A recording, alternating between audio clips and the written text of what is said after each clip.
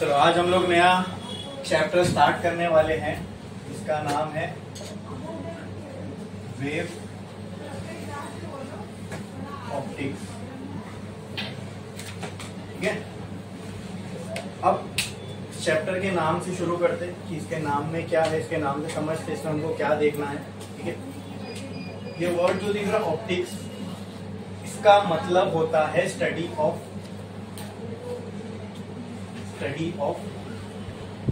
Light. ठीक है, ऐसे एक चैप्टर आपने देखे होंगे रे ऑप्टिक्स, उसमें भी आपने लाइट के बारे में स्टडी किया था। ठीक है, बट वहां पे उसके रे डायग्राम वगैरह, वो सारी इमेज कैसे फॉर्म होती है, ऑब्जेक्ट का कहाँ होगा, इमेज कहाँ होगी, वो सारी चीजें देखे थे। तो optics is a study of light. इसके आगे वर्ड लगा हुआ है वेव, इसका मतलब हम लोग लाइट की स्टडी करने वाले हैं, उसको वेव मान के। क्या मान के?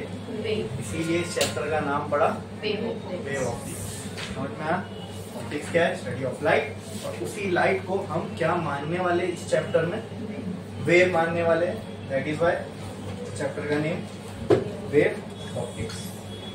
ठीक है, अब लाइट को मैंने क्या कहा, इस चैप्टर में हम लोग क्या मानने वाले? अब ऐसा क्यों बोल रहा हूं मानने वाले? ये मेरे स्टेटमेंट में थोड़ी सी क्या बोलते हैं, एम्बिग्विटी लग रही है कि मतलब मैं इसमें श्योर नहीं हूं। मानने वाले का मतलब क्या होता है कि लाइट वेव है ही नहीं। हाँ, 8th 9th में या 10th तक तो आपने पढ़े रहोगे light is a electromagnetic wave. ठीक है, तो इसकी भी कहानी हम देखेंगे कि लाइट क्या है। ठीक है, और इस चैप्टर में हम क्लियर एकदम लाइट को क्या मान के चीजें करेंगे? वेव मान के। ओके, तो इसकी कहानी करीब करीब ये लाइट क्या है क्या नहीं है, लाइट की स्टडी के बारे में ना लेट 1600s में करीब करीब 1675 या 1618 के आसपास काफी लोगों ने रिसर्च करना चाहिए लाइट के बारे में कि लाइट क्या है। मतलब ये जो लाइट आती है, हम लोगों को कोई चीज दिखती है या सन से अर्थ पे जो लाइट आ रही है या जो भी हमारे आसपास जो भी ये लाइट है, ये है क्या, इसके बारे में जानने की लोगों में क्यूरियोसिटी पैदा हुई। जो भी उस वक्त के ब्राइट माइंड्स थे, साइंटिस्ट थे, फिजिसिस्ट थे, उनको क्यूरियोसिटी की लाइट के भी बारे में हमको जानना चाहिए क्या है। अगर इसके ऊपर से पर्दा उठा तो हो सकता है और भी हम नेचर को अच्छे से समझ पाए। बोलो क्लियर है? हाँ, तो इसी के चलते करीब करीब 1675 में न्यूटन ने अपनी हाइपोथेसिस रखी कि उसके मुताबिक लाइट क्या है। अब न्यूटन ने काफी बड़े बड़े काम कर चुके थे। ठीक है, gravity universal law of gravitation दिया था। मतलब उसने बेसिकली कि समझा दिया था कि हमारे आसपास के नेचर में ये सब चीजें जो हो रही है क्यों हो रही है, bye universal law of gravitation.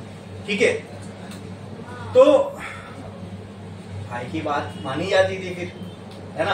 अब इतना बड़ा उसने लॉ दे दिया जिससे काफी सारी चीजें एक्सप्लेन हो गई, तो न्यूटन बोलेगा तो कुछ ऐसी हवा में थोड़ी ना बोलेगा। भाई की बात में वजन है, लोग मानेंगे उसकी बात। तो न्यूटन में क्यूरियोसिटी पैदा हुई लाइट के बारे में जानने की, और उसने जो भी अपनी स्टडी की उसके हिसाब से उसने अपनी हाइपोथेसिस रखी। हाइपोथेसिस मतलब उसके मुताबिक ये है लाइट। उसको कोई हाइपोथेसिस इसलिए बोलते हैं कि जब तक वेरीफाई नहीं हो जाती वो चीज, मैंने जो बोला, अगर उसको बैक करने के लिए मेरे पास सॉलिड एक्सपेरिमेंटल प्रूफ या आर्ग्यूमेंट्स नहीं है, तो वो सिर्फ मेरी एक बोली हुई बात है, मेरी मनगढ़ंत एक इमेजिनेशन है वो फिर। ठीक है, आई बात समझ में?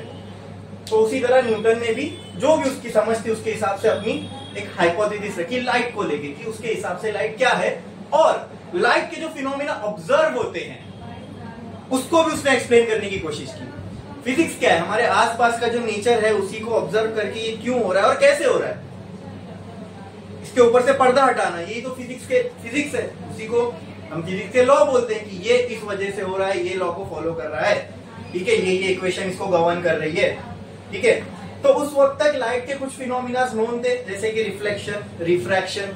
ठीक है, तो अगर न्यूटन ने अपनी थियरी से वो फिनोमिना प्रूव कर पाए तो उसकी थियरी को एक्सेप्ट किया जाएगा, और अगर नहीं तो रिजेक्ट। ठीक है, तो करीब करीब 1675 के आसपास न्यूटन ने अपनी हाइपोथेसिस रखी लाइट को लेके, और न्यूटन ने कहा कि अकॉर्डिंग टू मी लाइट, मतलब अगर कहीं से लाइट आ रही है, जैसे ये अभी ऊपर आपके लाइट का एक सोर्स है, वहां से लाइट आ रही है, आपके ऊपर गिर रही है, मेरे ऊपर गिर रही है, इस बेंच के ऊपर गिर रही है, तो न्यूटन ने कहा कि मेरे हिसाब से ये जो लाइट यहाँ से यहाँ पे आ रही है, ये छोटे छोटे छोटे छोटे पार्टिकल्स है, ठीक है, दिख नहीं रहे हमको, लेकिन ये क्या है, बहुत छोटे छोटे छोटे छोटे पार्टिकल है। मतलब अगर मैं बोलूं कि एक जगह एक सोर्स ऑफ लाइट से लाइट निकल रही है और कहीं पे फॉल कर रही है, तो वहां से क्या जा रहे होंगे, छोटे छोटे छोटे छोटे छोटे छोटे पार्टिकल, जैसे दाने, जैसे मार्बल जैसे छोटे छोटे पार्टिकल यहाँ से निकल रहे और वो शूट हो रहे हैं और जहां पर भी उसको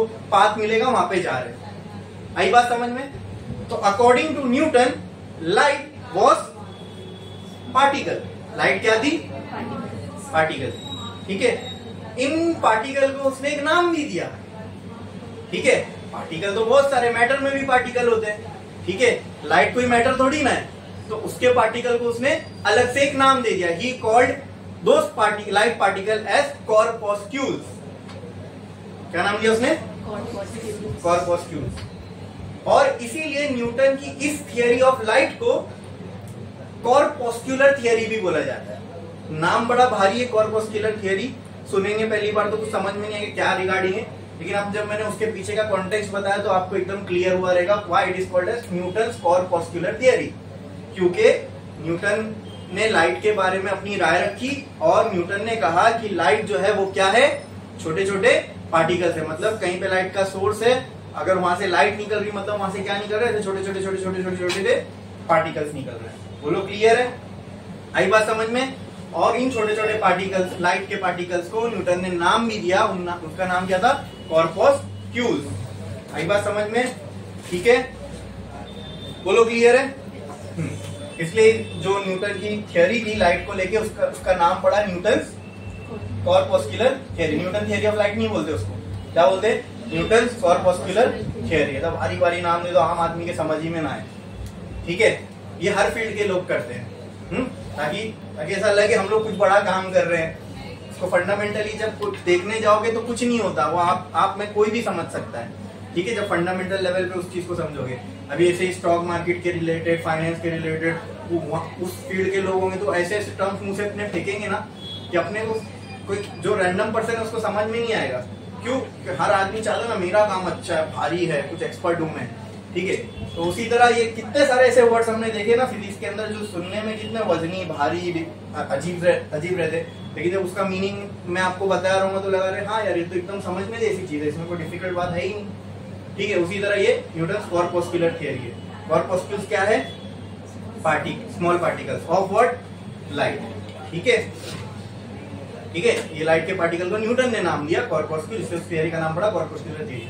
अब लाइट के जो फिनोमिना है, रिफ्लेक्शन, रिफ्रैक्शन, ये सारे अब एक्सप्लेन भी तो करने हैं ना। बोल दिया भाई कि चलो लाइट पार्टिकल है, आज से मान लो, तो दुनिया मानने थोड़ी लग जाएगी। हाँ, उस वक्त के भी जो भी साइंटिस्ट होंगे वो भी तो सोचेंगे ना कि हम इसके बात को जो है गलत साबित करने का ट्राई करते हैं। चलो न्यूटन होगा अपने घर पे बड़ा साइंटिस्ट, ठीक है, लेकिन हम लोग उसके बाद इतना बड़ा, वो इतना बड़ा है कि अगर उसको कोई गलत साबित कर दिया तो उसका भी नाम हो जाएगा, है क्या नहीं? तो इसीलिए he has to prove those phenomena, he has to explain those phenomena by using his theory. ठीक है, अब वो करने के लिए न्यूटन ने इन कॉर्पस्क्यूल्स को कुछ प्रॉपर्टी दी। क्या दी? प्रॉपर्टी दी। अब ये थोड़ा ना माइंड समझो। हाँ, मैं जो आपको अभी ये सब चीजें बता रहा हूं ना, ये अभी मैं पॉइंट्स लिखा दूंगा, तो हम जब पॉइंट्स लिखते हैं तो ऐसा लगता है यही सुप्रीम है, ये जो हम पढ़ रहे यही होगा। नहीं, ये सब न्यूटन के दिमाग का इमेजिनेशन है। आप किसी के दिमाग के इमेजिनेशन को पढ़ रहे हो अपने आप। अभी जो मैं आपको पॉइंट लिखाऊंगा या जो भी मैं बोल रहा हूँ, ये सब क्या है? ये न्यूटन की सोच थी लाइट को लेके। अब वो रियल में ऐसा है या नहीं वो उसको भी मालूम था क्या? नहीं। हाँ, लेकिन एक्सपर्ट आदमी था, उसने अपनी जिंदगी के कई साल जो है फिजिक्स की स्टडी में दिए हुए, तो नॉलेज तो उसको होगी। अपने नॉलेज के बेसिस पे उसने जो उसको चीजें लगी और समझ में आई वो उसने बताया। बोलो क्लियर है? हाँ, तो अब उसको एक्सप्लेन करना था लाइट के फिनोमिना को, जैसे कि रिफ्लेक्शन, जैसे कि रिफ्रैक्शन। तो इन सबको एक्सप्लेन करने के लिए उसको जो सूटेबल लगा उस हिसाब से उसने इन कॉर्पस्क्यूल्स को प्रॉपर्टीज दी। ठीक है, आई बात समझ में? अब ये प्रॉपर्टीज हम देखेंगे उसने कॉर्पस्क्यूल को क्या क्या प्रॉपर्टीज दी और क्या क्या न्यूटन ने कहा लाइट के बारे में। और फिर समझेंगे भी कि कैसे न्यूटन ने रिफ्लेक्शन और रिफ्रैक्शन को एक्सप्लेन किया अपनी थियरी को यूज करके। ठीक है, तो चलो पहले अपन कुछ पॉइंट्स लिख लेते हैं रिगार्डिंग न्यूटन कॉर्पस्कुलर थियरी। ठीक है, उसके बाद उसको समझेंगे। एक लाइन थोड़ा स्टार डालो और लिखो, एक लाइन थोड़ा स्टार डालो और लिखो न्यूटन कॉर्पस्कुलर थियरी। ये हाइपोथेसिस तो न्यूटन ने 1675 में दे दी थी, बट उसकी बुक्स वगैरह में ये कुछ 1704 या 5 के टाइम पे ये पब्लिश हुआ था। ठीक है, तो आप चाहो तो ये ब्रैकेट में लिख भी सकते हो 1675, ये लगभग वो टाइम पे न्यूटन ने अपनी हाइपोथेसिस रखी थी, न्यूटन कॉर्पस्कुलर थियरी। लिखा, फर्स्ट पॉइंट लिखो इसका, जो जो अभी हमने समझा उसको हम क्लियर पॉइंट्स में लिख रहे हैं। फर्स्ट पॉइंट लिखो, according to Newton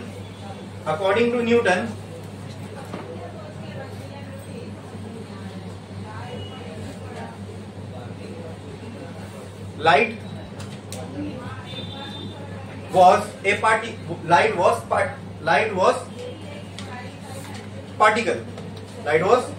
particle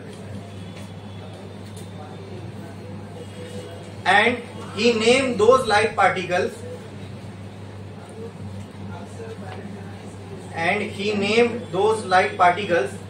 as corpuscles. He named those particles as corpuscles.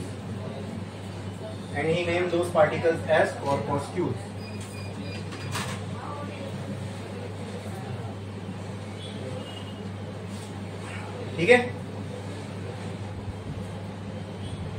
Second point. अब ये कॉर्पस्कुल्स की प्रॉपर्टीज लिख रहे हैं अभी हम इसमें। ठीक है, second point, these कॉर्पस्क्यूल्स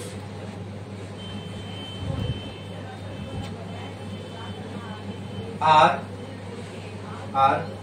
elastic, rigid,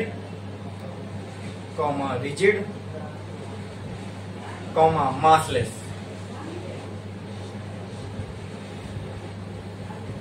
Third point, these corpuscles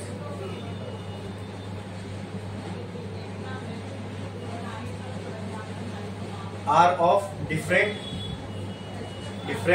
shapes and size,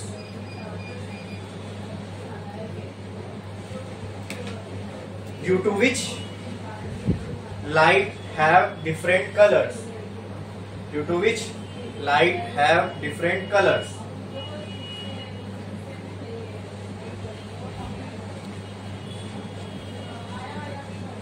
Fourth point, these corpuscles always travels in straight line. These corpuscles always travels in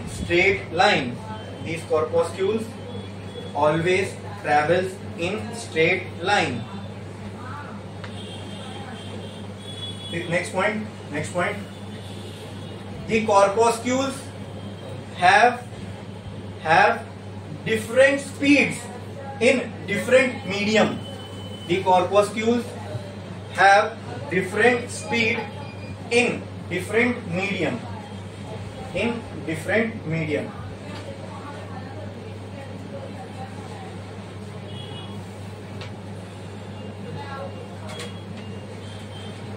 ना लिखे। अब ये कुछ पॉइंट्स हैं जो न्यूटन के रिगार्डिंग लाइट के लिए है। ठीक है, अब हम इसको एक एक करके समझेंगे। पढ़ो आप, फर्स्ट पॉइंट क्या लिखा हमने? हाँ, नहीं लिखे? आप पढ़ो फर्स्ट पॉइंट क्या लिखा हमने?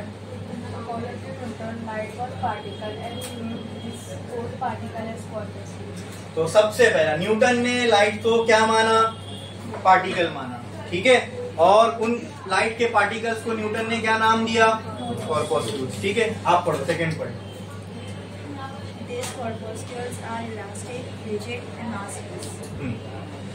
अब न्यूटन ने इन कॉर्पस्क्यूल्स को प्रॉपर्टी दी है, जो छोटे छोटे पार्टिकल्स हैं, अकॉर्डिंग टू न्यूटन ये लाइट के छोटे छोटे पार्टिकल्स हैं। इन पार्टिकल्स को न्यूटन ने अपनी तरफ से कुछ प्रॉपर्टीज दे दी। वो प्रॉपर्टीज क्या थी? पहली, इलास्टिक। ठीक है, रबर का बॉल कैसा होता है, elastic in nature, easily deform हो सकता है, ठीक है। सेकेंड रिजिड, ठीक है। अब ये दोनों प्रॉपर्टीज अपने आप में कॉन्ट्रेडिक्टरी है। कोई चीज इलास्टिक है तो वो रिजिड नहीं हो सकती, रिजिड है तो फिर इलास्टिक नहीं हो सकती। रिजिड का मतलब क्या होता है, वो डिफॉर्म हो ही नहीं सकती, ठीक है। बट न्यूटन ने पार्टिकल्स को, लाइट पार्टिकल्स को दोनों प्रॉपर्टी दी है, ठीक है। आई बात समझ में? तो इससे भी न्यूटन की थियरी में फ्लॉ समझ में आता है। ये थोड़ी सी फ्लॉड थियरी है। जो पार्टिकल को हम इलास्टिक बोल रहे हैं, मतलब वो डिफॉर्म हो सकती है, फिर डिफॉर्म हो सकती है तो उसको रिजिड कैसे बोल सकते हैं, ठीक है। तो न्यूटन ने उसका भी कुछ एक्सप्लेनेशन दिया था, वो कुछ इस तरीके से कि जब, चलो वो रिफ्लेक्शन एक्सप्लेन करते टाइम मैं आपको बताऊंगा कि why he called those particle as rigid, ठीक है। इलास्टिक तो समझ में आ जाएगा, रिजिड भी क्यों बोला। और तीसरा मासलेस, कि इन कॉर्पस्क्यूल्स का कोई मास होता ही नहीं, ठीक है। आप पढ़ो नेक्स्ट पॉइंट क्या था। These corpuscles are of a different shape and size due to which light have a different color. हाँ, ये चीज भी तो एक्सप्लेन करनी थी। ये एक्सपेरिमेंट भी न्यूटन का ही किया हुआ है कि लाइट हैव 7 कलर्स। जो व्हाइट लाइट से 7 कलर डिस्पर्स होते हैं, इसकी डिस्कवरी भी न्यूटन ने ही की थी।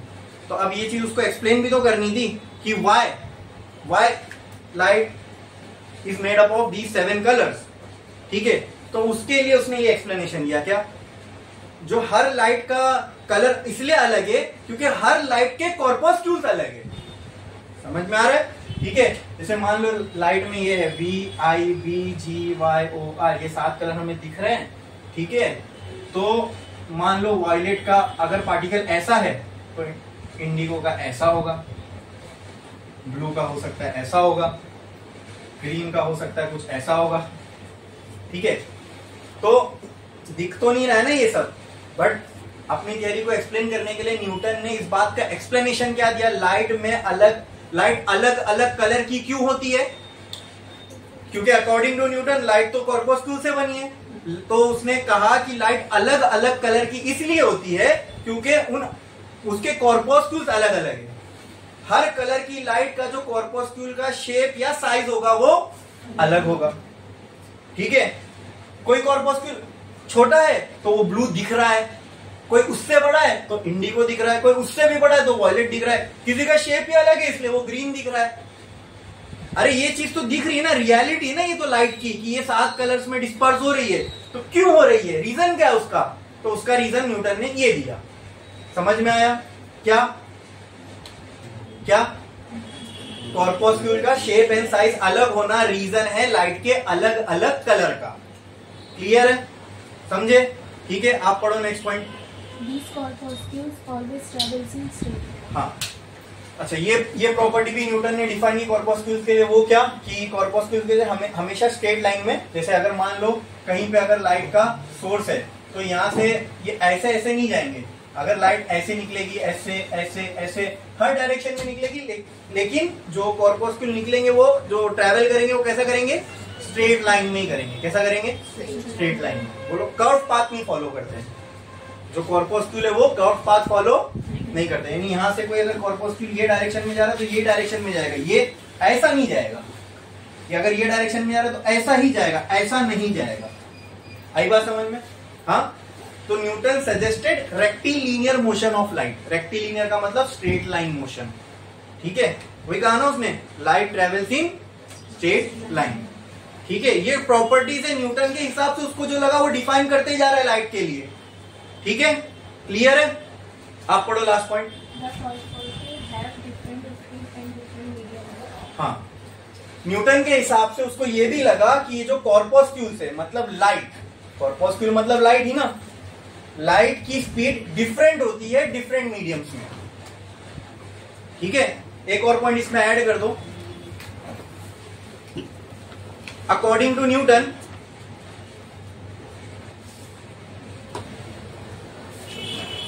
light travels with more speed in denser medium than in a rarer medium. Light travels with more speed in denser medium than rarer medium. According to Newton, मतलब speed denser में ज्यादा होगी speed rarer से। बोलो इतना clear है क्या? हाँ, ये भी लिख देना साइड में ब्रैकेट डाल के। According to Newton speed of, क्या लिखा आपने? हाँ, light travels with more speed in denser medium. तो ये तो न्यूटन ने कह दिया कि कॉर्पोस्क्यूल की स्पीड अलग अलग होगी अलग अलग मीडियम में। मतलब एयर में अगर कॉर्पोस्क्यूल ट्रेवल कर रहे हैं तो उनकी स्पीड अलग होगी, और वही कॉर्पोस्क्यूल अगर पानी में ट्रेवल कर रहे हैं वही तो उनकी स्पीड पानी में, और वही अगर शहद में ट्रेवल कर रहे हैं तो अलग होगी, और वही केरोसिन में ट्रेवल कर रहे हैं तो अलग होगी, और वही ग्लास में ट्रेवल कर रहे हैं तो अलग होगी। मतलब मीडियम चेंज तो कॉर्पोस्क्यूल की वेलोसिटी चेंज। ठीक है, और चेंज कैसे होगी वो भी उसने बताया कि अगर मान लो एयर में से पार्टिकल जा रहा है, कॉर्पोस्क्यूल जा रहा है और वाटर में गया तो रेयरर से डेंसर में गया ना। एयर एक रेयरर मीडियम है एज कंपेयर टू वाटर। बोलो, अरे बोलो। ठीक है, तो न्यूटन के हिसाब से एयर में कॉर्पोस्क्यूल की स्पीड कम होगी और वाटर में ज्यादा होगी। ठीक है, मीडियम के चेंज होने पे स्पीड चेंज होती है, ये तो उसने बताया। कैसे चेंज होगी वो भी बताया, कम होगी ज्यादा होगी वो भी बताया। तो क्या होगी, रेयरर से डेंसर में जाने पे कॉर्पोस्क्यूल की स्पीड ज्यादा होगी। क्या होगी? ज्यादा होगी। मतलब, और हनी में वो तो वाटर से भी डेंसर है तो उसमें और भी ज्यादा होगी अकॉर्डिंग टू न्यूटन। बोलो क्लियर है? ये चीज समझ में आई? यहां तक समझा? हाँ, क्लियर? ये सारे पॉइंट समझ में आ गए रिगार्डिंग न्यूटन कॉर्पोस्कुलर थ्योरी। क्या इसमें किसी को कोई डाउट है? बढ़े आगे? ठीक है, अब देखते हैं न्यूटन ने अपनी थियरी को यूज करके रिफ्लेक्शन को कैसे एक्सप्लेन किया। हाँ,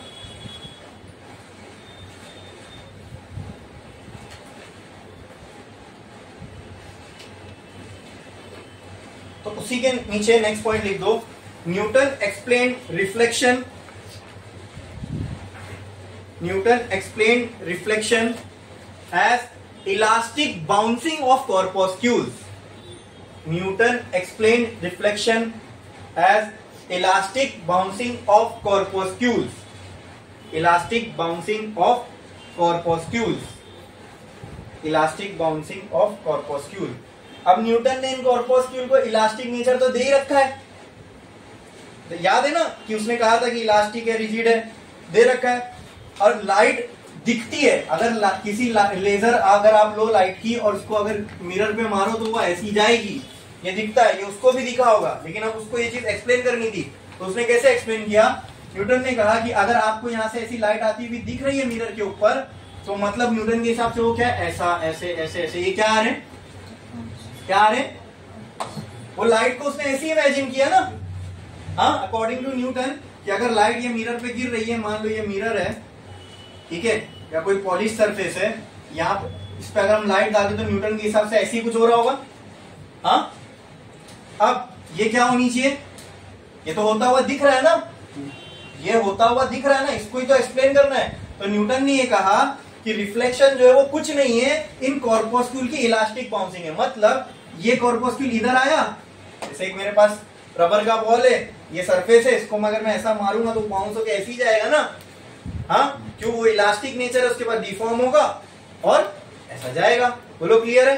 तो उसी तरह कॉर्पोस्क्यूल की इलास्टिक, यानी ये कॉर्पोस्क्यूल इधर टकराएगा, फिर ये कॉर्पोस्क्यूल ऐसे ऐसे ऐसे ऐसे ऐसे जाएंगे। हो गया ना रिफ्लेक्शन। कॉर्पोस्क्यूल तो लाइट है, कॉर्पोस्क्यूल का रिफ्लेक्शन, ये कॉर्पोस्क्यूल ऐसे बाउंस करके ऐसा गया, मतलब ये क्या, लाइट ऐसे बाउंस करके ऐसा गई।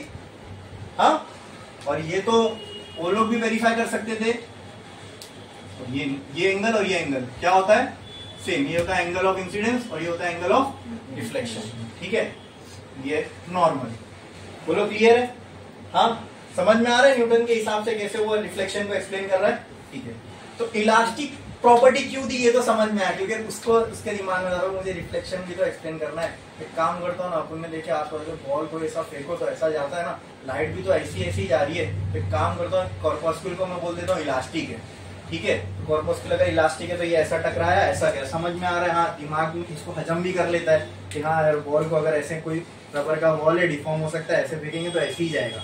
तो इन कॉर्पोस्क्यूल भी है पार्टिकल जैसे, बॉल जैसे छोटे छोटे, ये भी इलास्टिक है, तो ये इलास्टिक इनकी बाउंसिंग हो रही है यहाँ से, क्लियर।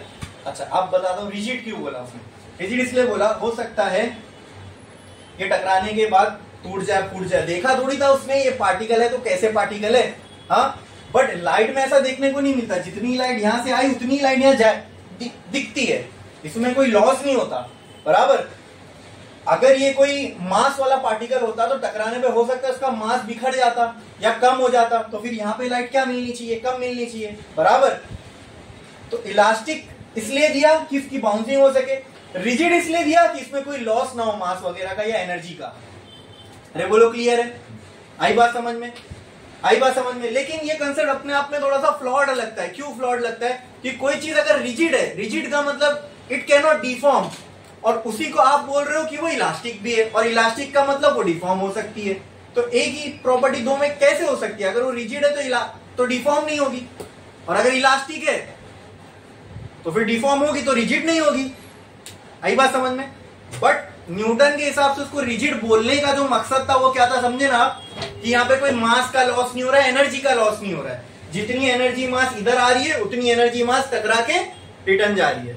आई बात समझ में, बोलो क्लियर है। मतलब अगर ये बॉल यहाँ पे टकराया होगा तो वापस से ये बॉल वैसी होके यहाँ से निकल गया, मतलब उसके मॉलिक्यूल वापस अपनी जगह पर आ गए। जैसे मान लो ये कॉर्पोस्क्यूल है, टकरा यहाँ से दबा होगा तो इसके मॉलिक्यूल थोड़े से पीछे गए होंगे, हाँ। फिर जब ये रिटर्न गया वापस से उसके मॉलिक्यूल अपनी जगह पर आ गए, ठीक है। रिजिड बॉडी का मतलब ये होता है the space between the molecule remains constant, तो वापस से इसके मॉलिक्यूल जैसे थे वैसे हो गए। तो इस हिसाब से न्यूटन का वो उसके पीछे का मकसद ये था उसको रिजिड कहने का। बोलो क्लियर है, हाँ।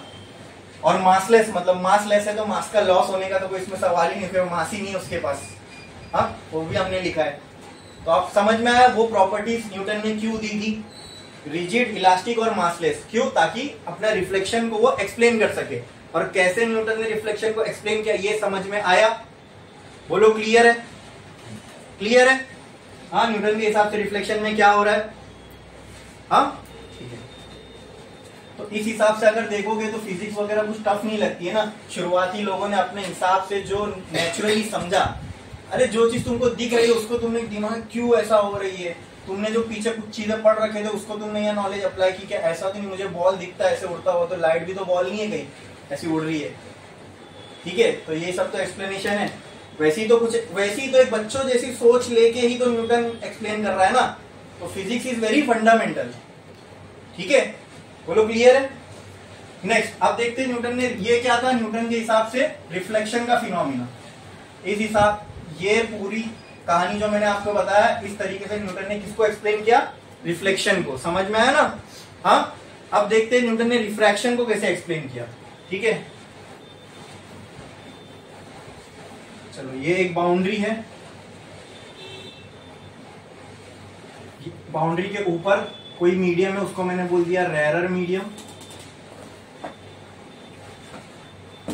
ठीक है। लेट से रेयरर मीडियम है एयर, और यहाँ पे कोई दूसरा मीडियम है उसको मैंने बोल दिया डेंसर मीडियम,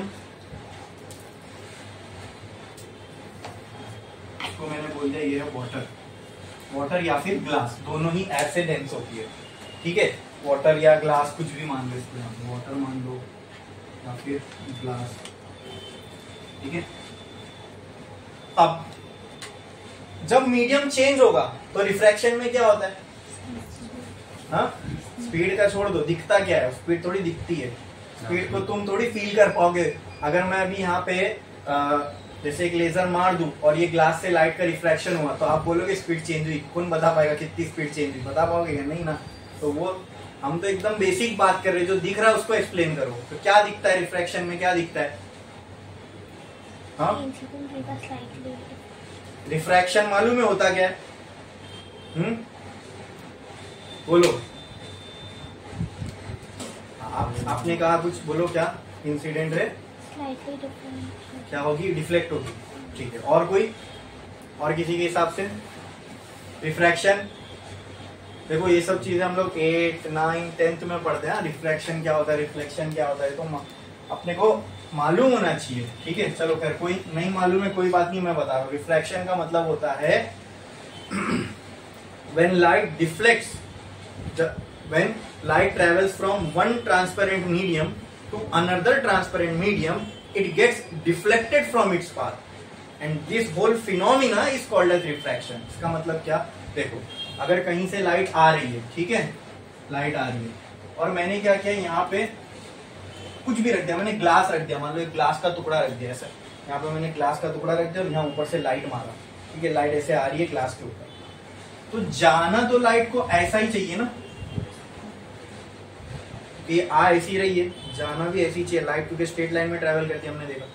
बट यहां पर क्या हुआ दोस्तों, यहां पर मीडियम चेंज हो गया, यहां तक तो लाइट एयर में ट्रेवल कर रही थी, यहां से ग्लास में ट्रेवल करेगी।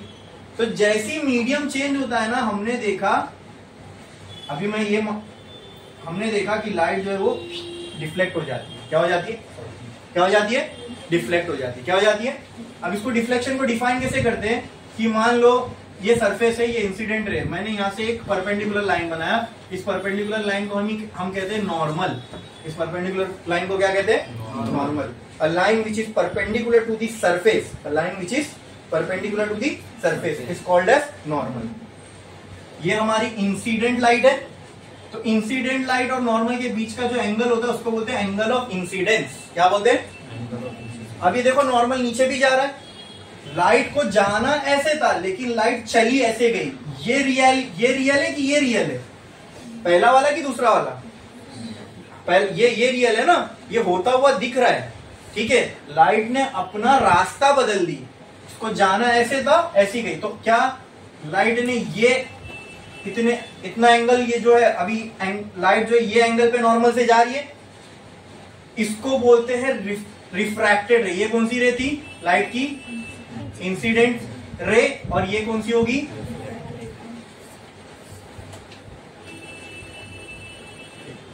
बोलो इतना क्लियर है, समझ में आया, ठीक है। और रिफ्रैक्टेड रे और नॉर्मल के बीच का जो एंगल होता है उसको हम बोलते हैं एंगल ऑफ रिफ्रैक्शन, क्या बोलते हैं। और ये पूरे फिनोमिना को, ये जो होता हुआ दिख रहा है ना आपको, इसी फिनोमिना को बोलते हैं रिफ्रैक्शन, जो होता हुआ दिख रहा है, ठीक है। ये रियलिटी है लाइट की। अगर लाइट को एक मीडियम से दूसरे, लाइट जब एक मीडियम से दूसरे मीडियम में जाती है तो नॉर्मल की तरफ बेंड होती है। अब ये भी उसके अलग अलग रूल्स हैं कि जब यहाँ रेयर से डेंसर में जाएगी ना तो नॉर्मल की तरफ बेंड होगी। अब मान लो मैं इसके आगे यहां तक, तो ये इधर बेंड होगी, यहां से निकलेगी तो फिर ऐसी होगी, ठीक है। समझे आप मैंने क्या किया, लाइट जब यहां से ग्लास में गई तो रेयर से डेंसर में गई, लेकिन ग्लास से फिर जब एयर में निकलेगी तब डेंसर से रेयर में जा रही है ना, तो लाइट जब रेयर मीडियम से डेंसर मीडियम में जाती है तो नॉर्मल की तरफ बेंड होती है। दोनों ही केस में लाइट अपने पाथ से तो भटक रही है। अगर मैं यहाँ पे देखूं तो ग्लास से निकल के लाइट को ऐसे जाना चाहिए था, लेकिन गई क्या, नहीं, ये उस साइड बेंड हो गई, समझे। हाँ, रेयर से डेंसर में जाएगी तो नॉर्मल के तरफ बेंड होती है, डेंसर से रेयर में जाएगी तो नॉर्मल से दूर बेंड होती है। आई बात समझ में, लेकिन डिफ्लेक्ट तो होगी, चाहे रेयर से डेंसर में जाओ या डेंसर से रेयर में जाओ, लाइट अपने पाथ से डिविएट करेगी, जहां उसको जाना चाहिए था वहां नहीं जाएगी, उसके बदले या तो इधर निकल जाएगी या तो इधर निकल जाएगी। अब वो डिपेंड करता है रेयर से डेंसर में जा रही है या डेंसर से रेयर में जा रही है। बोलो क्लियर है। तो बताओ मेरे को, ये एकदम बेसिक रिगार्डिंग रिफ्रैक्शन। अगर रेयर से डेंसर मीडियम में लाइट जा रही है तो रिफ्रैक्टेड जो रिफ्रैक्शन होगा वो नॉर्मल की तरफ होगा कि नॉर्मल से दूर, नॉर्मल के तरफ होगा, रेयर से डेंसर में जा रहे हैं तो। और अगर डेंसर से रेयर मीडियम में लाइट जा रही तो नॉर्मल से दूर होगी, जो भी रिफ्रैक्टेड रे होगी। बोलो क्लियर है। हाँ, अब ये लाइट के साथ ऐसा होता है, ये हमने देखा है होते हुए, अब इसको एक्सप्लेन करना है, अब न्यूटन को इसको एक्सप्लेन करना है। तो क्या किया, यहाँ पे मैंने पहले नॉर्मल बनाया, ठीक है। ये वो बाउंड्री है जो रेयर और मीडियम्स को सेपरेट कर रही है, ये एक मीडियम, ये दूसरे मीडियम। रिफ्रैक्शन क्या होता है, जब लाइट एक ट्रांसपेरेंट मीडियम से दूसरे ट्रांसपेरेंट मीडियम में जाती है तो अपने पाथ से रिफ्लेक्ट हो जाती है, ठीक है। इसी को क्या कहते हैं, रिफ्रैक्शन। तो अब मैं बोलता हूँ यहाँ पे देखो, यहाँ ये इंसिडेंट लाइट है, लेकिन न्यूटन के हिसाब से,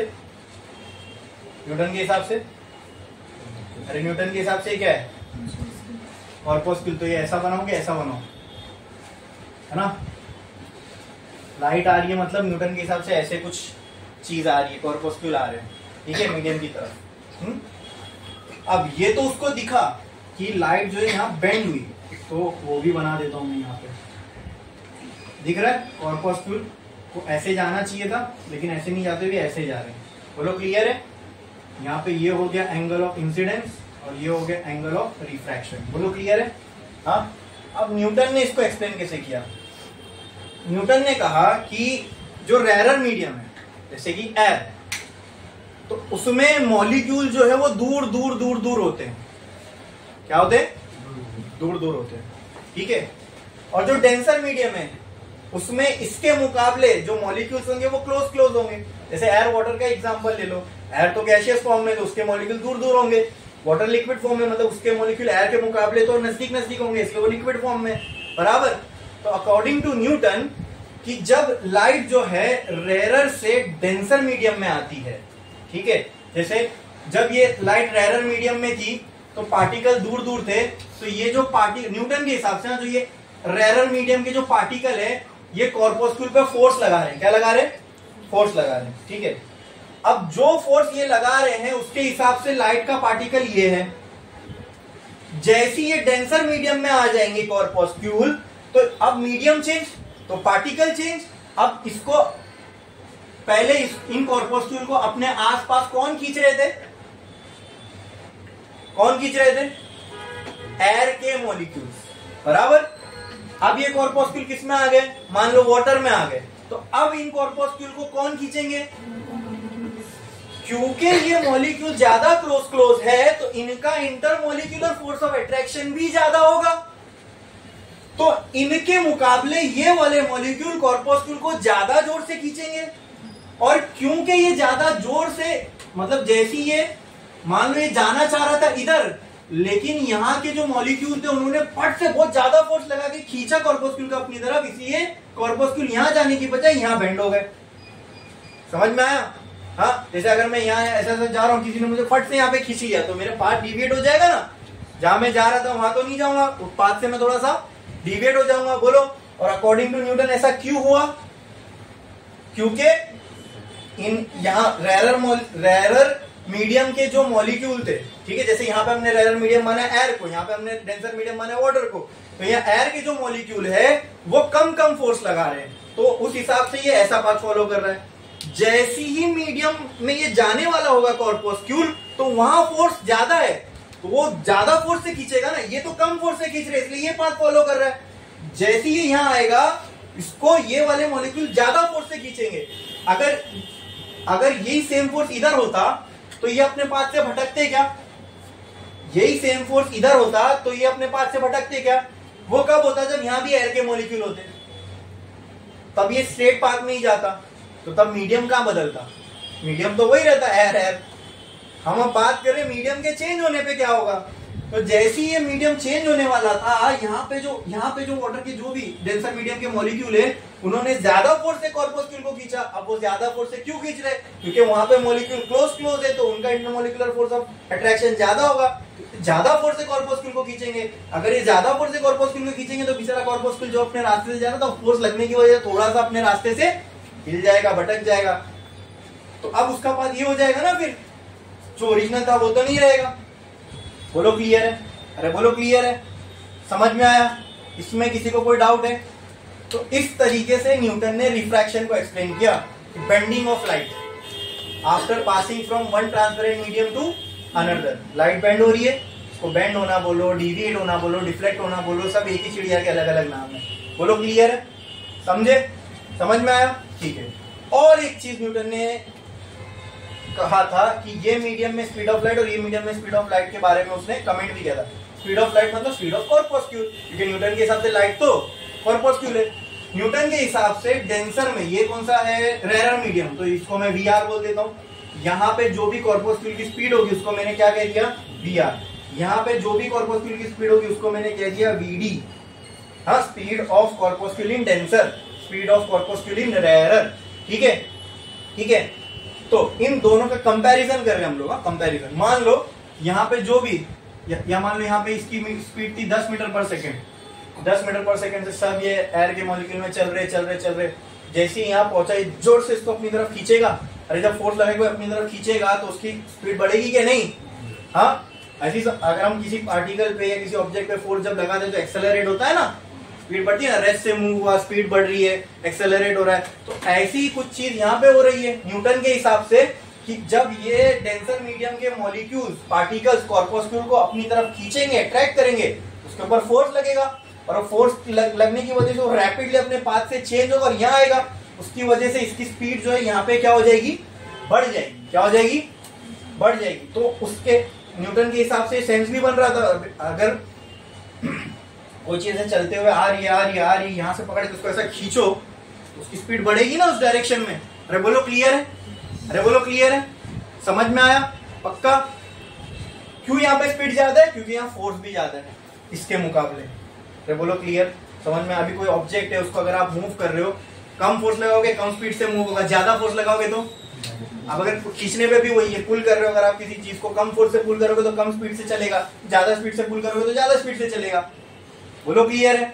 तो ये यहाँ वाले पार्टिकल इसको पुल ही तो कर रहे हैं ना अपनी तरफ ज्यादा फोर्स से इसके मुकाबले, तो इसके मुकाबले यहाँ पे स्पीड क्या होगी? ज्यादा होगी कि कम होगी? जहां फोर्स ज्यादा वहां स्पीड भी ज्यादा। तो according to Newton speed of corpuscle in denser was greater than speed of corpuscle in rare medium. ये हमने लिखा है स्टेटमेंट के अंदर, अपने पॉइंट्स के अंदर। बोलो क्लियर है? हाँ, मतलब कॉर्पस्क्यूल हवा में कम स्पीड से चलते हैं और उन्हीं को अगर आप पानी में से जाना हो तो वहां पे ज्यादा स्पीड से चलेंगे। ये न्यूटन के हिसाब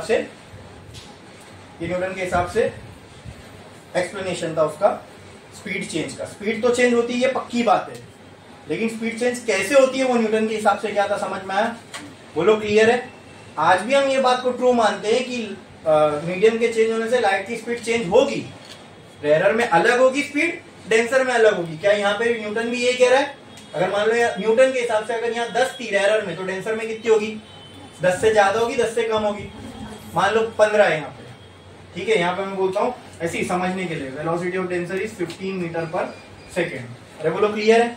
हाँ, ये न्यूटन के हिसाब से। और इसको जस्टिफाई करने के लिए न्यूटन ने अपना रीजन भी दिया, वही फोर्स खींचना करना। समझ में आया? क्लियर है? लेकिन अब मैं आपसे पूछता हूँ एक लॉजिक लगा और बताओ मुझे। आपको मूव करना है, ठीक है? मैंने आपको 2 मीडियम दे दिया, एक रूम भरा हुआ है एयर से, एक रूम भरा हुआ है वाटर से, ठीक है? आपको मूव करना है, टाइम मैंने आपको 1 सेकेंड दिया हूं, ठीक है? ये पॉइंट से ये पॉइंट पे जाने के लिए, या मान लो 10 सेकेंड दिया, तो कौन से मीडियम में आप ज्यादा फास्ट रहोगे? उसमें जिसमें एयर है, मतलब आपको एयर को चीरते हुए जाना है, उसमें आप फास्ट जाओगे, कि वाटर को चीरते हुए जाना है उसमें आप फास्ट जाओगे? एयर वाले मीडियम में। तो न्यूटन कह रहा है एयर को जो कॉर्पस्क्यूल है वो कम, एयर में कॉर्पस्क्यूल कम स्पीड से चलेंगे और पानी में ज्यादा स्पीड से चलेंगे। मतलब एयर को चीरना आसान है, एयर को चीरना मुश्किल है और पानी को चीरना आसान है, ठीक है? इस लॉजिक से समझो इसको। वो जो भी न्यूटन ने जो है अपना एक्सप्लेनेशन दिया, लेकिन वो इसने देखा थोड़ी ऐसा होते हुए, तो सिर्फ एक हाइपोथेसिस है ना, उसकी समझ से बता रहा है वो ये सारी चीजें। बोलो क्लियर? हाँ। और मैंने जो भी आपको लॉजिक बताया उस हिसाब से आपको क्या लगता है बताओ? मतलब आपको क्या लगता है बताओ, स्पीड ऑफ डेंसर और स्पीड ऑफ रेयर के रिगार्डिंग आप लोग की क्या राय है? ऐसी समझो आप लोग न्यूटन की थियरी को जो है वेरीफाई करने बैठे हो और आपके सामने ये पॉइंट आया और आपने भी अपना लॉजिक दौड़ा है और ये लॉजिक आपके सामने आ रहा है। अगर ये थॉट एक्सपेरिमेंट से तो आइंस्टाइन ने general theory of relativity, special theory of relativity पूरा दिया सिर्फ सोच के। पता है आपको, आइंस्टाइन ने कभी कोई एक्सपेरिमेंट नहीं किया, उसकी इतनी फेमस थियरी वो सिर्फ अपनी सोच से दिया, सोच के बस, ये ऐसा टाइम रिलेटिव है, टाइम कांस्टेंट नहीं है, ऑब्जर्वर के लिए अलग होगा, ऐसा जहाँ मास ज्यादा हुआ टाइम ऐसा, ठीक है? सिर्फ सोच के। और अब जनरल थियरी ऑफ रिलेटिविटी है सब जब पढ़ने जाओगे ना, इतनी मतलब उसको जब बेसिक लेवल पे देखोगे तो सिंपल पाइथागोरस थ्योरम और मैट्रिसेस यूज करके उसको एक्सप्लेन किया गया।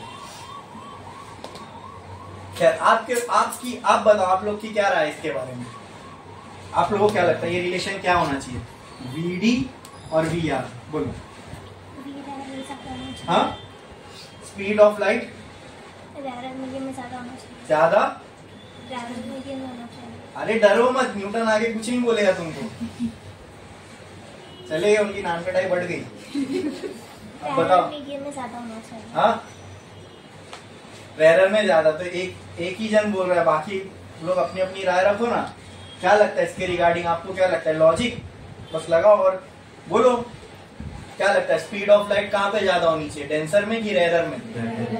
क्योंकि ये हमारी सोच कहती है कि हाँ भाई कोई पतला मीडियम है एयर जैसा, तो उसको उसमें से मूव करना इजी है, बट वाटर, हनी या कोई भी एयर के अलावा लिक्विड मीडियम लेके आ जाओ, उसमें से मूव करना मुश्किल होगा बजाय एयर के। तो वो मीडियम में, डेंसर वाले मीडियम में स्पीड क्या हो जाएगी, कम, और रेरर में ज्यादा रहेगी। तो हमारे हिसाब से तो ये होना है, ठीक है। और न्यूटन क्या कह रहा है डेंसर में, और उसको जस्टिफाई करने के लिए उसने रीजन भी दिया, वही फोर्स से खींचेगा, क्लोज है, फोर्स ज्यादा है, यहाँ खींचेगा तो स्पीड ज्यादा। ये बात न्यूटन की सही है कि स्पीड अलग अलग होगी अलग अलग मीडियम में, लेकिन डेंसर में ज्यादा होगी, रेरर में कम होगी। ये एक्चुअल में न्यूटन की बात गलत थी, ठीक है। आज हमको मालूम है कि रेरर में स्पीड ऑफ लाइट ज्यादा होती है और डेंसर में कम होती है। तो न्यूटन ने ये बात तो सही कही कि मीडियम के चेंज होने पे स्पीड ऑफ लाइट चेंज होगी, लेकिन डेंसर में ज्यादा होगी, रेरर में कम। तो हाँ, तो ये बोलने का मकसद बताने का आपको ये है ना, देखो ऐसी फिजिक्स जो है वो डेवलप होती है, ठीक है। न्यूटन भगवान तो नहीं है, उसने तो दुनिया बनाई नहीं कि वो जो बोलेगा भाई बोले भगवान बोले वाली बात हो गई, है ना, भाई की बोली बंदूक की गोली। न्यूटन जो कह रहा है, जो भी बोल रहा है, वो उसकी हाइपोथेसिस है, जो उसने नॉलेज इकट्ठी की होगी इससे पहले लाइट के बारे में, उसको समअप करके उसने अपनी तरफ से कुछ रखा। वो गलत भी हो सकती है, सही भी हो सकती है। कुछ बातें उसमें सही थी, जैसे light travel in straight line, ये सही थी, ठीक है। Light have difference between different medium, ये भी सही थी, ठीक है। But light travel with faster speed in denser and slower in rarer, ये गलत थी। दूसरा, वो कलर वाला, कलर क्यों अलग अलग होते कॉर्पस्क्यूल के, क्योंकि उसका शेप और साइज अलग अलग है, ठीक है, इस वजह से, ठीक है। वो बात अच्छा, वो इलास्टिक नेचर, वो सारी चीजें, ठीक है। जब वो आगे जब हम पढ़ेंगे वेव, जब लाइट पार्टिकल है ही नहीं, तो ये सब बात दफन ना। न्यूटन ने तो क्या माना है, पार्टिकल माना है भाई। जब लाइट पार्टिकल ही नहीं है तो ये सब का एक्सप्लेनेशन फ्लॉड है, इसको फिर नहीं माना जाएगा, इसको चौकड़ी, ठीक है। समझ में आया? हाँ, तो ऐसे अभी आप जो भी साइंटिस्ट के बारे में अपनी बुक्स में पढ़ते हो, तो ऐसा नहीं वो लोग हर चीज में एक बार में सही हो गए। उनकी और भी कोई सारी डिस्कवरी हुई रहेंगी जो उन्होंने किए होंगे, और उसमें वो गलत भी साबित हुए होंगे, ठीक है। जैसा कि न्यूटन को हम यहाँ देख रहे गलत साबित होता हुआ, है ना। हाँ, तो ये करीब उसने 1675 में दी थी। 1800s के आसपास जो है ये पक्का मालूम हो गया एक्सपेरिमेंटली कि लाइट जो है डेंसर में कम स्पीड से ट्रेवल करती है और रेरर में ज्यादा स्पीड से ट्रेवल करती है। बोलो समझ में आया? तो न्यूटन की ये बात गलत थी, ओके। चलो एक एक करके कहाँ न्यूटन की थ्योरी फेल हुई, ये पॉइंट पे, डेंसर रेरर वाली स्पीड पे। फिर कहाँ फेल हुई, वो इलास्टिक रिजिड मासलेस वाली बात पे, ठीक है, शेप और साइज वाली, ठीक है। और वो अपने आप में थोड़ा सा पहले से ही फ्लॉड कॉन्सेप्ट लग रहा था, एक ही चीज का इलास्टिक भी होना और रिजिड भी होना। तो शक तो मुझे वहीं पे हो गया था, है ना। जो कोई सामने बैठा होगा उसकी थ्योरी को वेरीफाई करने, तो बोले ठीक है भाई न्यूटन सही हो सकता है, हाँ, लेकिन यहाँ पे अच्छा स्मार्ट बनने की कोशिश कर रहे हैं, ठीक है। बोले मैंने लॉ ऑफ ग्रेविटेशन, क्योंकि जो लॉ ऑफ ग्रेविटेशन था वो अपने आप में बहुत बड़ी चीज थी, बहुत बड़ी। फिजिक्स में या साइंटिफिक वर्ल्ड में जब आप किसी चीज को यूनिफाई कर देते हो ना, तो वो बहुत बड़ी चीज मानी जाती है।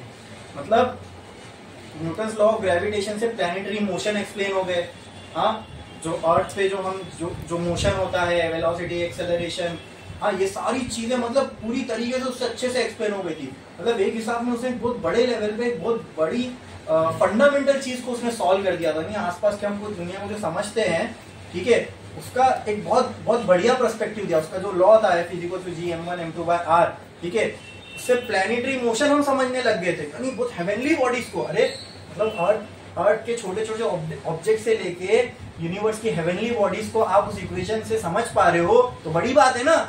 आप अपनी दुनिया के बाहर की चीजें उस इक्वेशन से समझ रहे हो तो बहुत बड़ी बात है। वो काम किया था न्यूटन ने। ग्रेविटी की खोज नहीं की थी न्यूटन ने, ग्रेविटी की थियरी को कंक्लूड किया था, ठीक है।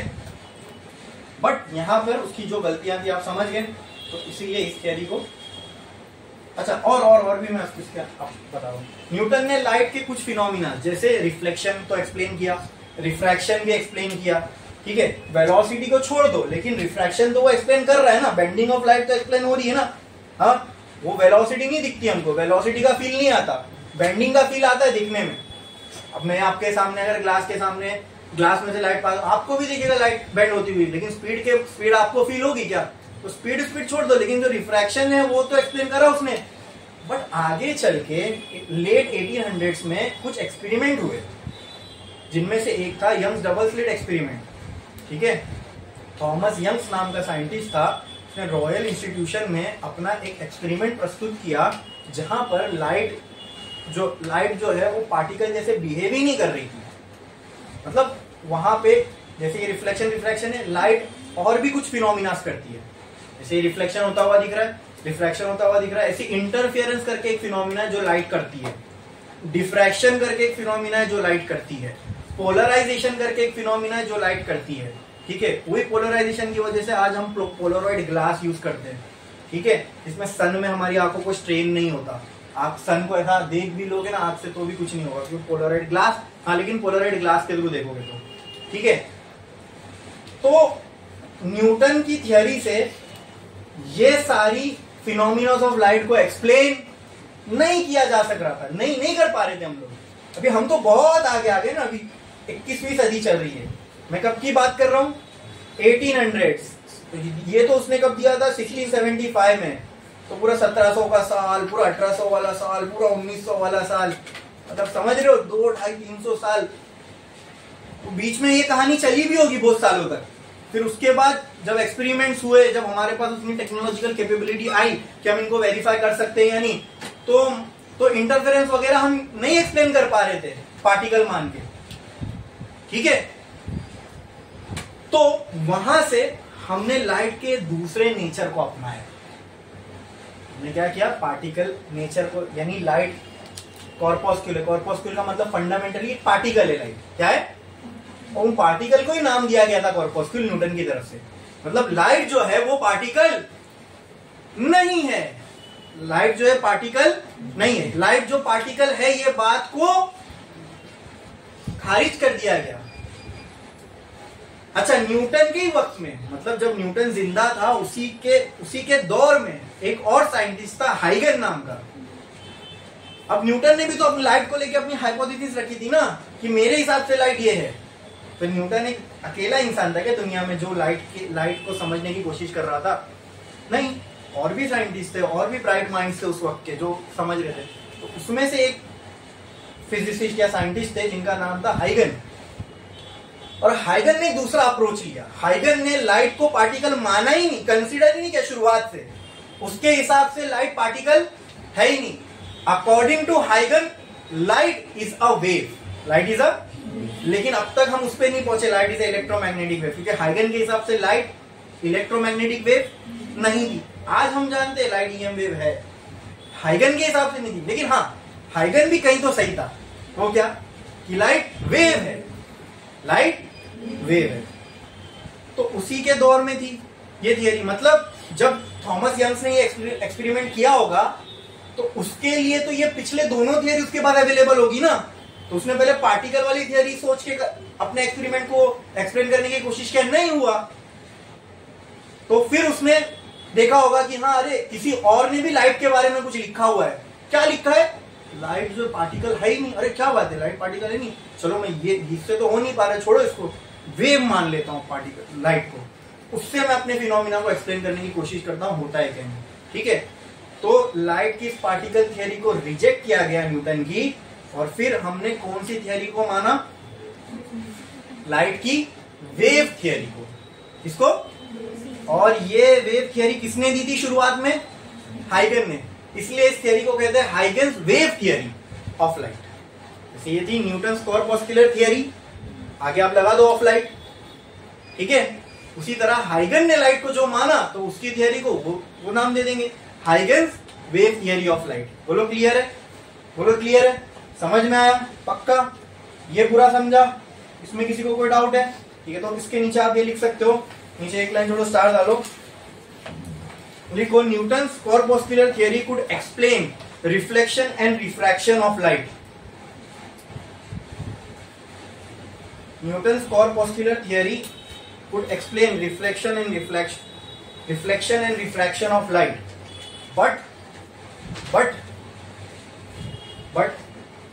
it could not explain interference, diffraction, polarization of light. But it could not explain interference, diffraction, polarization of light. ठीक है.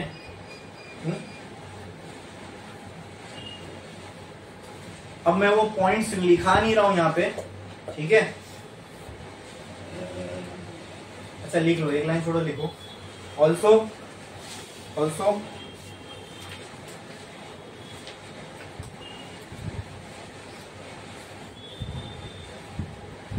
Newton was wrong about the speed of light in denser and rarer medium.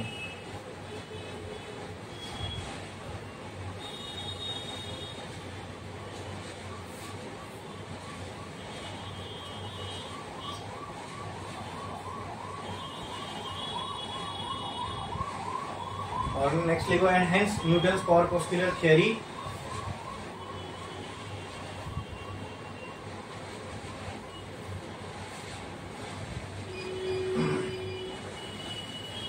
has had some drawbacks, therefore it was not accepted widely.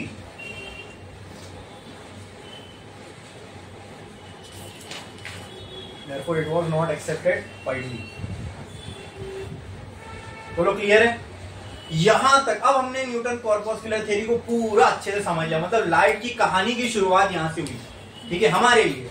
ठीक है, कहां से? Newton चाचा ने कुछ सोचे, उनके दिमाग में आया, उन्होंने वो चीजें पेपर पे लिखी और वो पेपर आज चलते चलते आज हमारी टेक्स्ट बुक तक पहुंचा है. ठीक है, और तुम्हारी नोट्स में आया है. ठीक है, हाँ. तो कॉर्पस्कुलर थियरी के बारे में समझे कि न्यूटन के हिसाब से लाइट क्या थी, कैसे उसने बिहेवियर को एक्सप्लेन किया लाइट के. हाँ, रिफ्लेक्शन. अरे समझ में आया? yes. अच्छा, क्या कमी थी वो भी समझ में आई. तो अब जब इसमें कमी और ये सारी चीजें वो एक्सप्लेन नहीं कर पा रही, तो इसको अब छोड़ना पड़ेगा ना. फिर आप कुछ और थियरी को एक्सेप्ट करेंगे जो हमारे दूसरे फिनोमिना जैसे इंटरफेरेंस, डिफ्रैक्शन. अगर वो थियरी, अब ऐसा समझो, न्यूटन की थियरी ये रिफ्लेक्शन रिफ्रैक्शन को एक्सप्लेन कर रही है, लेकिन इंटरफेरेंस, डिफ्रैक्शन, पोलराइजेशन को एक्सप्लेन नहीं कर पा रही. वेव थियरी है, वेव थियरी. मैं हाइगन नहीं बोल रहा हूं, वेव. लाइट को अगर वेव माने हम, ये पार्टिकल थियरी है, वेव थियरी है. पार्टिकल माना, रिफ्लेक्शन रिफ्रैक्शन एक्सप्लेन हो गया, interference, diffraction, polarization explain. Wave माना, रिफ्लेक्शन रिफ्रैक्शन एक्सप्लेन हो गया, लेकिन इंटरफेरेंस, डिफ्लेक्शन, पोलराइजेशन भी एक्सप्लेन हो गया. बोलो आप किसको सही मानोगे, वेव थियरी को कि पार्टिकल थियरी को? क्योंकि लाइट बाकी सबकी तो करती है, लेकिन ये थियरी बाकी सबको एक्सप्लेन. जो थियरी ज्यादा फिनोमिना को एक्सप्लेन कर पा रही है उसको ही सही माना जाएगा. बोलो क्लियर है? हाँ. अरे क्लियर है, समझ में आया? हाँ, जिसकी बैट उसकी बैटिंग. उसी तरह जो थियरी ज्यादा चीजों को एक्सप्लेन कर पाई वो सही है. अरे बोलो क्लियर? बड़े आगे. अब वेव थियरी की शुरुआत होने जा रही है. अब हम लाइट को यहां से क्या, अब लाइट का हमने एक दूसरा नेचर एक्सेप्ट किया कि लाइट पार्टिकल नहीं हो, पार्टिकल मान के सब चीजें एक्सप्लेन नहीं हो पा रहा है, तो चलो हमने मान लिया लाइट पार्टिकल है ही नहीं, क्योंकि एक्सप्लेन नहीं हो रहा है. वेव मान के तो सब एक्सप्लेन हो पाया ना, रिफ्लेक्शन भी हो रहा है, रिफ्रैक्शन भी हो रहा है, बाकी सब भी हो रहा है. तो अब हम क्या मान रहे, लाइट क्या है, वेव है. क्या है? पहले क्या माने थे? ऐसा नहीं न्यूटन की बात को एकदम सीरियस से खारिज कर दिया, वो भी कई साल तक चली होगी वो थियरी. फिर जब उससे बाकी फिनोमिना एक्सप्लेन नहीं हो पा रहे थे, फिर हमने उस थियरी को चौकड़ी मारी, अब नई थियरी को एक्सेप्ट किया. तो अब हम लाइट को क्या मान रहे, क्या मानेंगे? अभी क्या मान रहे थे, अब क्या मानेंगे? याद रखना ये बात को, क्या माने थे, अब क्या मानेंगे? ठीक है. अब लाइट हमारे लिए क्या है, अब से वेव होगी. तो इसके लिए हम समझना पड़ेगा, अगर लाइट वेव है तो लाइट को वेव समझ के हमको रिफ्लेक्शन प्रूफ करना पड़ेगा, रिफ्रैक्शन करना पड़ेगा. बोल के थोड़ी चलेगा, प्रूफ भी करके बताओ तो मानेंगे वेव है. फिर इंटरफेरेंस, डिफ्रैक्शन, सब प्रूफ करना पड़ेगा. बराबर, प्रूफ कर दिए तो पक्के से बोल सकते हैं क्या है लाइट, वेव है। क्या है, ठीक है। तो जैसे न्यूटन ने अपने फिनोमिना को एक्सप्लेन करने के लिए कुछ प्रॉपर्टीज दी थी अपने कॉर्पस्क्यूल को, उसी तरह अगर लाइट वेव है तो इन वेव को भी कुछ प्रॉपर्टीज देनी पड़ेगी, कुछ असम्पशंस लेने पड़ेंगे। जैसे यहाँ पे उसने कुछ पोस्टुलेट्स अज्यूम किए थे ना, elastic, rigid, massless, different shape and size, ठीक है। इसी तरह वेव में भी हम कुछ असम्पशन, हाइगन के हिसाब से उसने भी कुछ असम्पशन किए थे। चलो आओ अभी वो देखते हैं। तो एक लाइन थोड़ा स्टार्ट कर लो, लिखो Huygens wave theory, Huygens wave theory, Huygens wave theory, ठीक है। अब एक एक करके, अकॉर्डिंग टू हाइगन light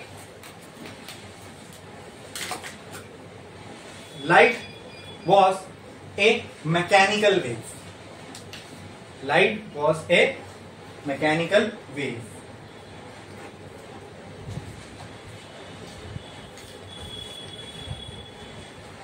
Light was a mechanical wave. Second point लिखो, this mechanical light wave traveled in vacuum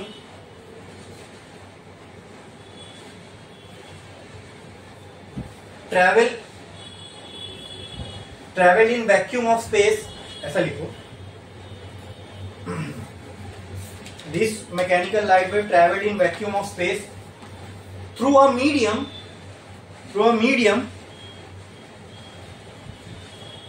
known as ether, ether, E-T-H-E-R, ether, known as ether, ठीक है। इसको ऐसे कोमा में लिख दो, तो कोमा में, called as ether. Next,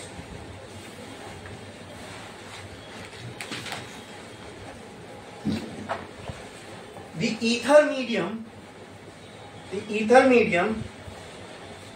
was assumed to be very dilute, was assumed to be very dilute and highly elastic in nature,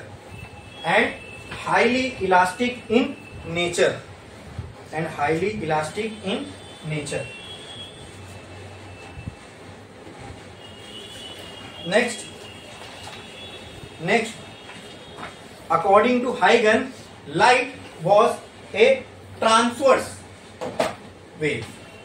Light was a transverse wave. मतलब मैकेनिकल भी वेव को हम क्लासिफाई दो तरीके से, mechanical, non mechanical, transverse, longitudinal, दोनों तरीके से कर सकते हैं। तो मैकेनिकल भी थी और ट्रांसवर्स भी थी, ठीक है।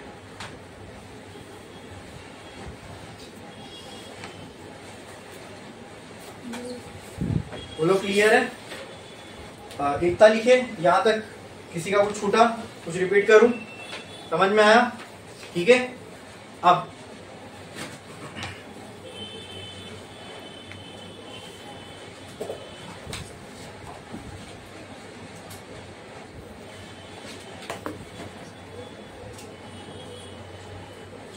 और लिखो, नेक्स्ट पॉइंट लिखो, अकॉर्डिंग टू हाइगन a source of light, according to हाइगन a source of light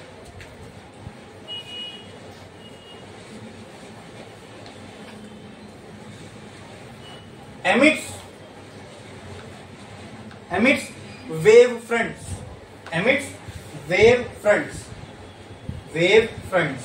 ठीक है। इसको भी दो कॉमा डालो और अंडरलाइन करो, बहुत इंपॉर्टेंट चीज है, वेव फ्रंट्स। इसी के नीचे वेव फ्रंट का डेफिनेशन लिखो, इसी के नीचे वेव फ्रंट का डेफिनेशन लिखो।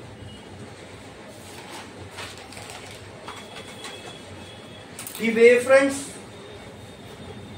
ऐसा दी वेव फ्रंट्स नहीं लिखो, ऐसा लिखो, a wave front is the locus, LOCUS, locus. A wavefront is the locus of all points of a medium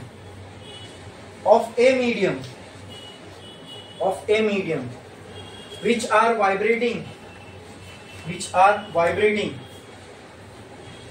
vibrating in same phase, which are vibrating in same phase, which are vibrating in same phase.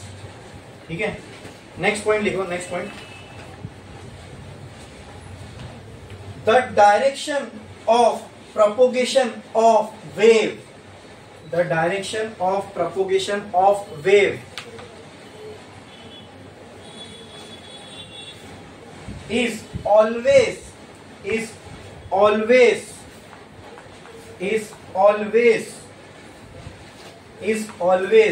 perpendicular to the wave fronts, is always perpendicular to the wave fronts, is always perpendicular to the wave front. Next point.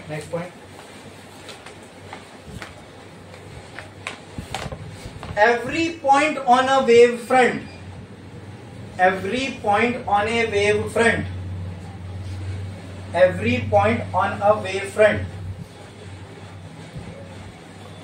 is a secondary source of light,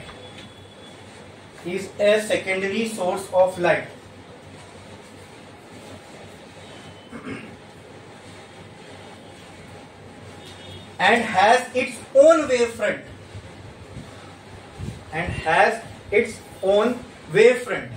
which are called as wavelets,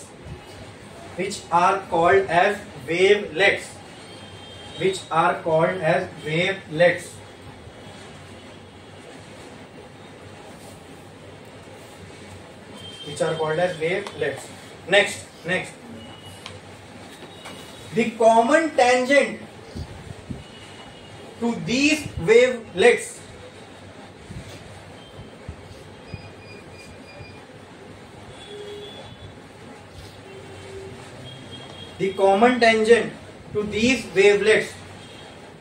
produces new wavefront,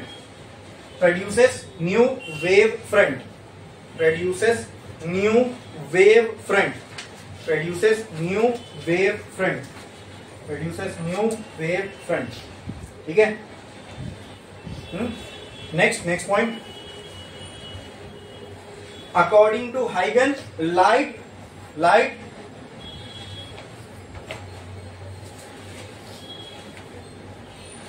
propagates in the form of wave fronts. Light propagates in the form of wave fronts.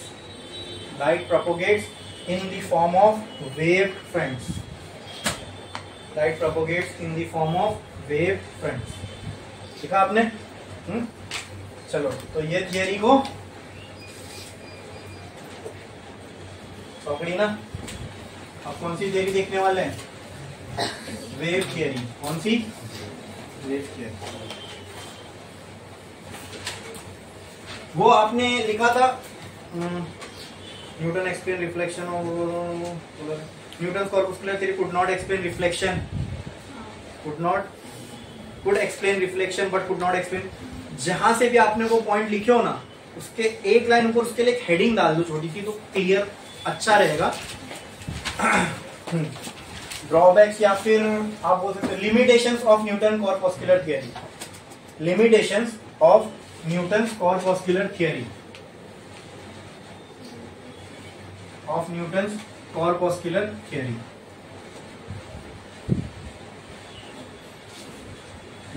Of Newton corpuscular theory.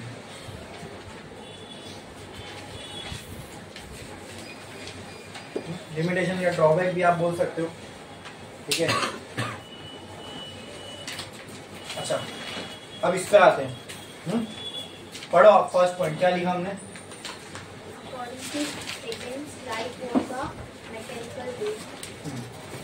पहले तो हाइगन के हिसाब से light क्या है? Particle है कि wave है? वेव. अब आते कौन से टाइप की वेव है. तो जब हमने सुपरपोजिशन ऑफ वेव पढ़ा था, उसमें हमने दो तरीके की वेव देखी थी, मैकेनिकल, नॉन मैकेनिकल, लॉन्जिट्यूडनल और ट्रांसवर्स. तो ये दोनों में से एक कोई हो सकती है और ये दोनों में से एक कोई हो सकती है, ठीक है. मैकेनिकल लॉन्जिट्यूडनल, मैकेनिकल ट्रांसवर्स, या non mechanical transverse, non mechanical longitudinal क्या होगी देखेंगे, ठीक है. तो सबसे पहले पॉइंट में वो क्लियर है. मैकेनिकल नॉन मैकेनिकल में से कौन सी है? ये मैकेनिकल वेव है. कौन सी है? बोलो क्लियर है, एकदम क्लियर है। क्या क्लियर है, मैंने तो लिखा है वही तो आप बोले। ठीक है, क्या कि लाइट वेव है किसके हिसाब से, हाइगन के हिसाब से। और कैसी वेव है, मैकेनिकल वेव है। कैसी वेव है, okay. Now define mechanical wave. क्या होती है mechanical wave? Very good, 100% true.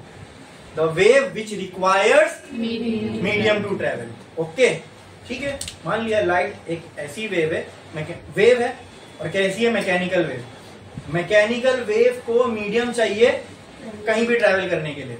इसका मतलब अगर लाइट एक मैकेनिकल वेव है तो लाइट को भी मीडियम चाहिए ट्रेवल करने। समझ में आ रही है बात? हाँ, हाइगन के हिसाब से लाइट क्या है, मैकेनिकल वेव। और अगर लाइट मैकेनिकल वेव है तो उसको भी क्या चाहिए ट्रेवल करने, मीडियम। ओके, क्लियर है इतना? ठीक है।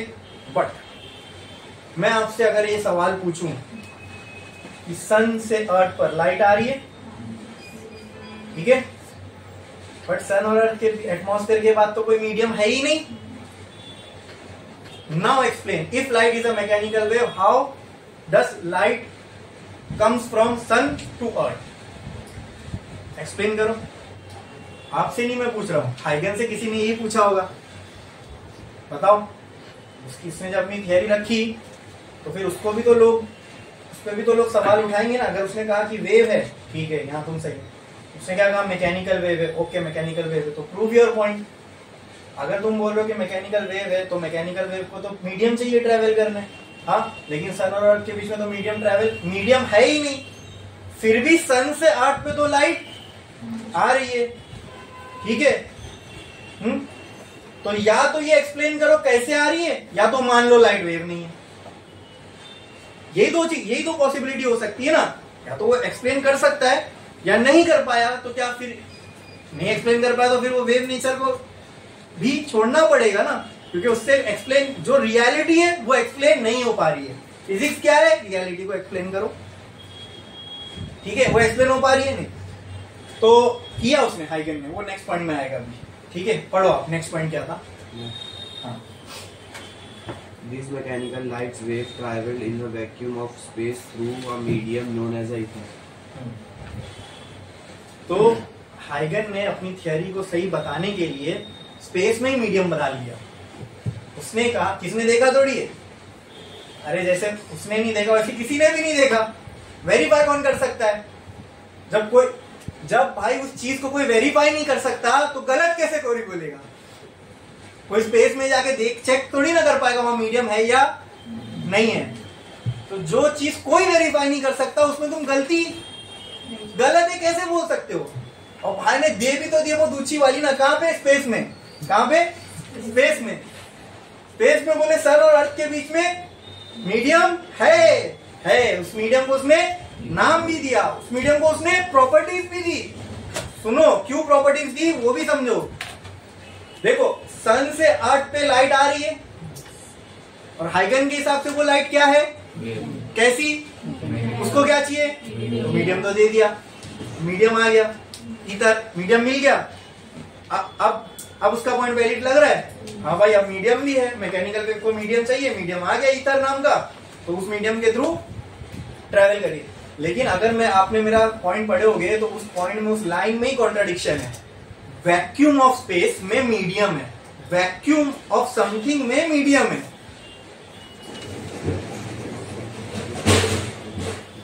सर मैं बोल रहा हूं पानी सूखा है, मतलब कॉन्ट्राडिक्शन है ना ये। मेरी एक लाइन में ही पूरा कॉन्ट्राडिक्शन है, हजम ही नहीं होगी ये बात। तो आपने पढ़ा उसको गौर से, क्या लिखा था मैंने, vacuum of space, light travel through vacuum of space through a medium. मतलब मैं ये भी कह रहा हूं वैक्यूम ऑफ स्पेस, पहले मैं कह रहा हूं वैक्यूम का मतलब जब कुछ नहीं, वैक्यूम ऑफ स्पेस में मीडियम से ट्रैवल करती है। तो ये समझ में आ रहा है आपको? अब जब मैंने आपका अटेंशन उस पर लेके गया तो ये बात अपने आप में फ्लॉड लग रही है ना। हाँ, बट एक्सप्लेनेशन दिया, बात वही है ना, जिसको कोई वेरीफाई कर ही नहीं सकता उसको तुम गलत कैसे बोलोगे? देखा है, अगर वो बोल रहा है इधर है तो है, समझे? हाँ, क्योंकि तब तक किसने ये भी तो नहीं देखा ना कि वैक्यूम है या नहीं। तो उसने जो बोला वो मान लिए। अब यही सोच, यही बात है कि ऐसी गलती जो कोई डिटेक्ट नहीं कर सकता वो गलती नहीं मानी जाएगी। ठीक है, तो अच्छी बात है कि इसको हम वेरीफाई कर पाए। यही सोच को लेकर न्यूटन ने पूरी एक मैथ्स लिख डाली जिसको हम कहते हैं कैलकुलस। उसमें जो तुम dx एलिमेंट लेते हो ना, वो क्या, वो गलती ही है। तो उसको आप फंडामेंटली समझोगे तो आपको समझ में आएगा वो गलती है। वो गलती है इतनी छोटी है कि उसको कोई नहीं पकड़ सकता, इसलिए हम उसको गलती मानते ही नहीं।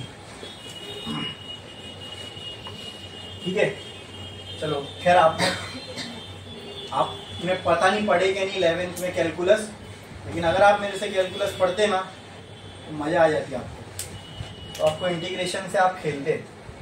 ठीक है, चलो ये अभी जो मैं कह रहा था इस पे आओ, और जो अभी पॉइंट्स पे हम अटके हुए हैं, क्या मीडियम तो मिल गया।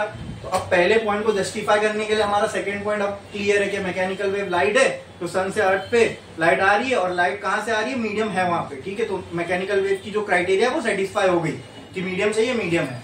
ठीक है, आप पढ़ो next point. The ether medium was assumed to be very diluted and highly elastic in nature. अच्छा, अब लाइट जो है वो यूनिवर्स में सबसे फास्ट ट्रेवल करने वाली चीज है। अब तक इंसान को जो पता है सबसे फास्ट चीज जो ट्रेवल कर सकती है एक जगह से दूसरी जगह, वो लाइट है। हाँ, हमारी जो जितनी हमने अभी तक जितनी भी दुनिया को खोजा जाना, उससे हमने ये पाया कि पूरे यूनिवर्स में अगर कोई चीज सबसे ज्यादा स्पीड से अब तक जो हमको मालूम है जो ट्रेवल कर सकती है वो है लाइट। मैं अब तक इसलिए बोल रहा हूँ क्योंकि साइंस में कुछ सर्टन नहीं है, कुछ भी नहीं। ठीक है, हो सकता है नेचर ने अभी तक वो चीज हमारे सामने रिवील ही ना की हो, या हमारी समझ उतनी हो नहीं अभी तक कि हम उसके आगे बढ़ पाए। खैर, हाँ, तो ये तो यूनिवर्सल ट्रूथ है क्या, कि सबसे फास्टेस्ट चीज एक जगह से दूसरी जगह जाने वाली क्या है, लाइट। तो अब देखो कितनी स्मार्टली हाइगन ने ना अपने मीडियम को एक ऐसी प्रॉपर्टी दी जो लाइट की स्पीड में बाधा भी ना डाले।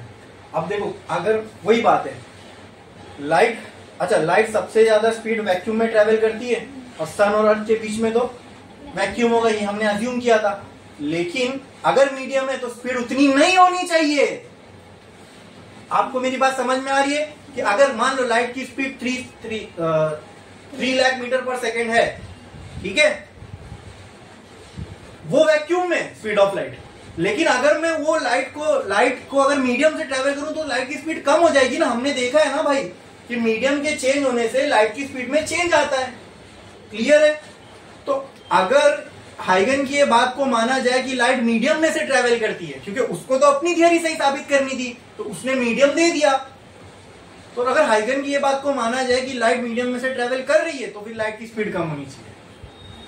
जो स्पीड अभी हमको मिल रही है सन से अर्थ की, सन से आने वाली स्पीड, सन से आने वाली लाइट की स्पीड अर्थ पे, वो नहीं होनी चाहिए, उससे स्पीड कम होनी चाहिए। बट अगर नहीं कम हो रही है तो फिर तुम्हारी थियरी गलत है, इसको बांधो और जाओ घर। ठीक है, आई बात समझ में? तो फिर इसका भी एक्सप्लेनेशन दिया है कैसे।